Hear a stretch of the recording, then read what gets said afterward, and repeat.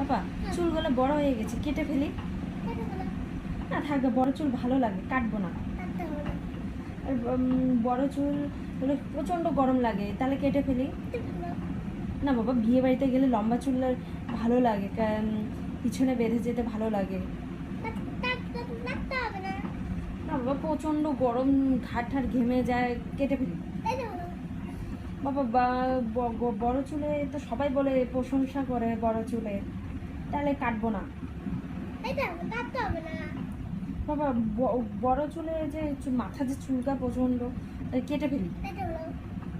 বাবা আবার সবাই বলে যে ছোট চুল ভালো লাগে, কাটতে হবে না।